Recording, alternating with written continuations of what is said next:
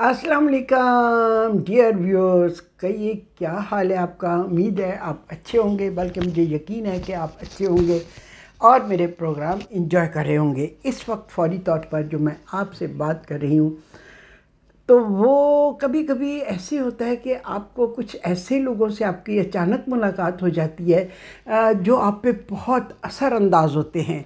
वो शख्सियत आपको कुछ सोचने पर मजबूर कर देती है। और आज एक ऐसी ही शख्सियत से मेरी मुलाकात जस्ट बाई चांस हुई है, कोई ऐसा प्लान नहीं था। अभी अभी मैं हॉस्पिटल से आई हूँ। जैसा कि मैंने पिछले किसी एक प्रोग्राम में आपसे ज़िक्र भी किया था कि आजकल मेरी नी में बहुत, लेफ़्ट नी में बहुत पेन है, जिसकी वजह से ज़्यादा देर खड़े होना या ज़्यादा चलना जो है ना, काफ़ी मुश्किल हो रहा है। तो इसके लिए मैं आज एक्सरे करवाने गई एमएच में। ठीक है, एक्सरे भी हो गया, फटाफट मुझे टाइम मिल गया और एक्सरे हो गया। एक्सरे की रिपोर्ट आने में 10 मिनट का फ़र्क था, तो मैंने कहा इससे बजाय इसके कि मैं घर जाऊं, अगले दिन ड्राइवर को भेजूं या ख़ुद आऊं, तो क्यों ना मैं 10 मिनट इंतज़ार कर लेती हूं। वो 10 मिनट इंतज़ार मैंने एक मुल्हिक कमरे में नॉक किया और मैं अंदर चली गई। अंदर मेरी मुलाकात जिस शख्सियत से हुई, उफ, कुछ ना पूछे। जो मैं उस वक्त से हॉस्पिटल से आई हूँ और मैं अपने हस्बैंड को सारी बात सुना रही थी, और उसके बाद उन्होंने कहा कि मैं अपने व्यूअर्स के साथ भी ये शेयर करूँ इस बहादुर ख़ातून की ये कहानी। आजकल चूँकि नी की दर्द की वजह से मैं कोई ना कोई जूते ट्राई करती रहती हूँ, मुख्तलिफ़ कंफर्टेबल जूते ट्राई करती हूँ कि मुझे ये भी जो है वो भी मुझे तकलीफ़ कम से कम हो, ये मैं पहनूँ। तो मेरी नज़र डॉक्टर के जूतों पे पड़ी, बड़े कंफर्टेबल से बूट उसके पाँव में मुझे नज़र आए। तो मैंने पूछा, doctor is it your part of your uniform, और ऐसे ही आपने पहने हैं? तो मुस्कराई, थोड़ा सा हंसी, और उसके बाद उन्होंने कहा कि ये जूते मेरी मजबूरी हैं। मैंने कहा हैं, वो क्यों? ओह, मैं आपको क्या बताऊं। उन्होंने थोड़ी मतलब उनकी जहाँ कुर्सी पे वो बैठी थी, थोड़े फासले पे रखी हुई एक पूरी टांग मुझे दिखाई। ओह माय गॉड, ये क्या? मैंने कहा ये क्या? तो उस बहादुर डॉक्टर ने मुस्कराते हुए बताया कि कुछ साल पहले, शायद आप लोगों को याद हो या ना याद हो, आर्य बाज़ार रावलपिंडी में एक बम ब्लास्ट हुआ था। उस ज़माने में बहुत ब्लास्ट हुआ करते थे। बम ब्लास्ट हुआ था और ये उस बाज़ार में थी, और वो बम ब्लास्ट की नज़र उनकी पूरी टांग हो गई। 1 साल वो हॉस्पिटल में रहीं, और AFIRM से फिर उनकी ये मसनूई टांग लगी, और 1 साल के बाद फिर वो अपनी ड्यूटी पर आई। एक आला ओहदे पर फाइज, सरकारी यूनिफॉर्म में इस डॉक्टर को मिल के आप सोच नहीं सकते मेरी क्या कैफियत थी। इस बहादुर खातून को मैंने कहा, आपने किस तरह इस सारी चीज़ का, सिचुएशन का मुकाबला किया? उनकी बातें इतनी हौसला अफजा खूबसूरत थी कि मैं आपको क्या बताऊं। वो कहने लगी कि जब अल्लाह मियां ने कांटों पे चलाना हो तो उससे पहले वो इंसान को लोहे के बूट पहना देता है। कितनी खूबसूरत बात है। अगर आपको किसी मुश्किल से गुजारना हो तो उससे पहले वो आपको बहादुर कर देता है, आपका हौसला बुलंद कर देता है। ये सारी जो टाइम था उनका, मुश्किल का टाइम, AFIRM में भी और काउंसलिंग के लिए साइकियाट्रिक डिपार्टमेंट में भी, और ये इस सारे अरसे में उनकी जो रुफ़का थे, उनका जो महकमा था आर्मी का, और उसके अलावा उनकी फैमिली थी, रिश्तेदार थे, उन्होंने बहुत हेल्प की, बहुत हेल्प की, और उनको इस सारी सिचुएशन से इतनी खूबसूरती से निकाल लिया कि वो आज लोगों के लिए उनकी ज़ात कितनी फ़ायदेमंद है। मेरे एक्सरे रिपोर्ट को उन्होंने देखा, उसको हौसला अफजा करार दिया, स्वाय इसके कि ये एक एजिंग प्रोसेस है जिसकी वजह से मेरे नी में पेन शुरू हो गई है। कोई ऐसी बड़ी बात नहीं है, कुछ इलाज इसका हो जाएगा एनी हो। लेकिन उस खातून की बातें इतनी खूबसूरत बातें थी, और आज इत्तेफाक की बात है कि बहुत ज़्यादा पेशेंट बल्कि कोई थे ही नहीं आज, लकीली, और मुझे उनसे बातें करने का इतना अच्छा मौका मिल गया। इतनी खूबसूरत बातें, इतनी हौसला अफजा बातें, और इतनी डिसेंट, इतनी खूबसूरत वो खातून।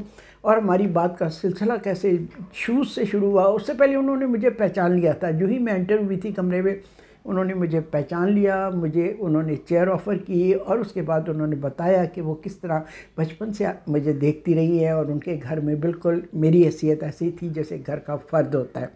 शी वॉज सो हैप्पी कि उन्हें उस शख्सियत को देखने का मौका मिला जिसे वो बचपन से एडमायर करती थी। लेकिन मैं इस डॉक्टर, इस अलाउद्दे परफाइज डॉक्टर यूनिफॉर्म में थी, अगर वो मुझे ना बताती अपनी लेग के बारे में तो मुझे तो ख्याल भी ना आता, मुझे पता भी ना चलता, क्योंकि वो चेयर पे बैठी हुई थी और साड़ी पहनी हुई थी।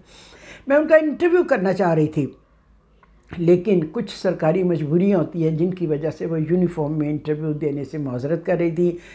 एक ख़ास महकमा है आर्मी में जिसके ज़रिए उनका इंटरव्यू होता रहा है, BBC वगैरह पे उस ज़माने में इंटरव्यू हुए और रसालों में हुए, लेकिन इस वक्त वो यूनिफॉर्म में इंटरव्यू नहीं दे सकती थी तावक्ते कि मैं उनके उस ख़ास महकमे से इजाज़त लूँ।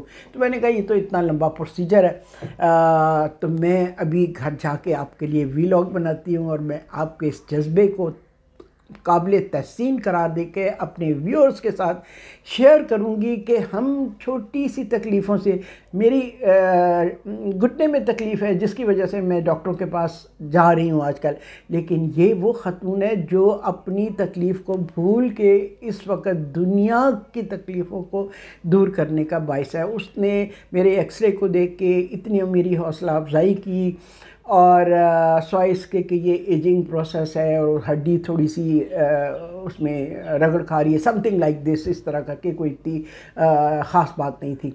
तो मैं तो उसकी शख्सियत से इतनी इम्प्रेस हुई और मैंने कहा मैं अपने डियर व्यूअर्स के साथ मैं शेयर करती हूँ। एक हकायत भी है कि एक शख्स के पाँव में जूता नहीं था और वो इस चीज़ पे बड़ा कोड़ा था कि उसके पास जूते नहीं हैं। आगे गया तो देखा एक ऐसा शख्स था जिसके पाँव ही नहीं थे या शायद एक पाँव नहीं था, कुछ इस तरह की मैंने हकायत सुनी हुई है। तो उसको बहुत कदर महसूस हुई कि उसके पास पाँव तो हैं जिनसे वो चल फिर रहा है।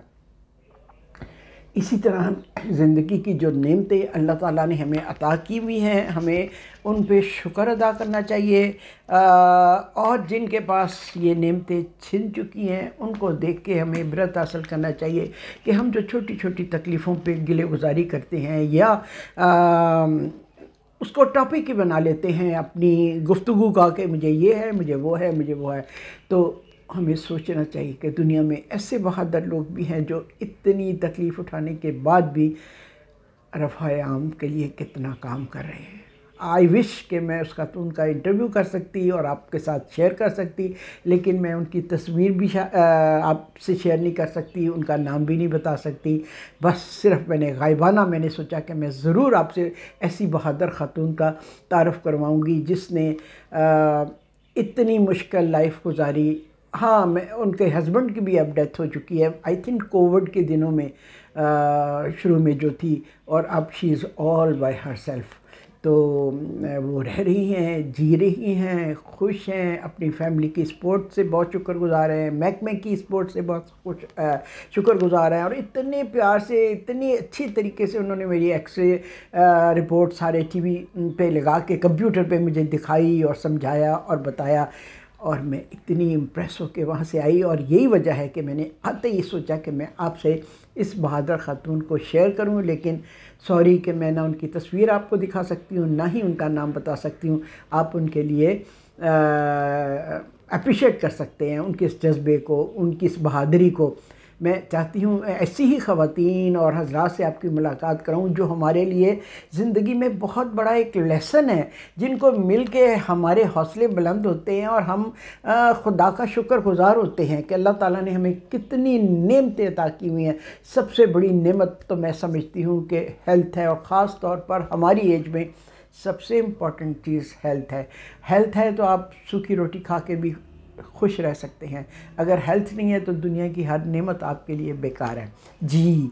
तो आज से आप अपनी सेहत की शुक्रगुजारी करें, उसकी केयर करें।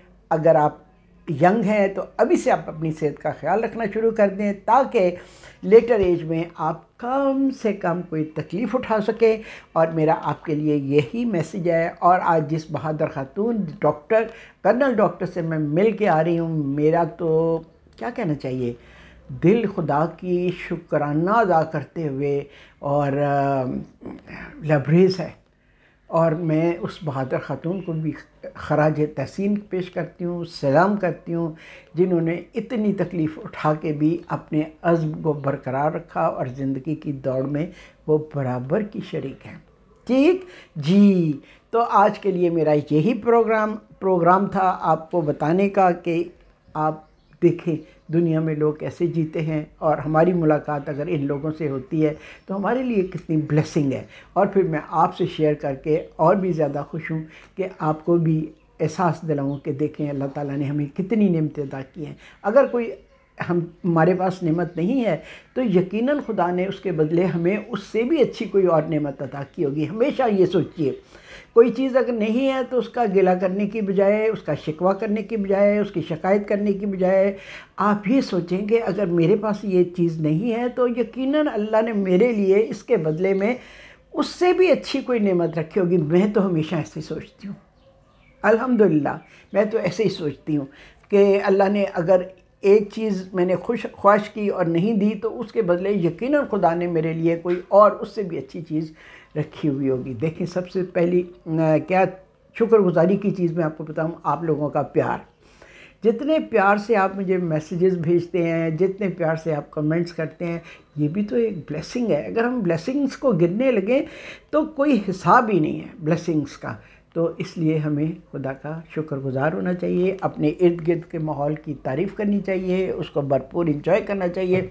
मैं इस वक्त आपको दिखा नहीं सकती, लेकिन दिखाऊं तो मेरी ये जो है स्टडी या आप आजकल स्टूडियो बन गया हुआ है, उफ, इसके बाहर इतनी खूबसूरत बेलें, बोगनविला की बेलें यूँ ऊपर से लटक के आ रही हैं और बड़े बड़े शीशों में से मुझे नज़र आ रही हैं।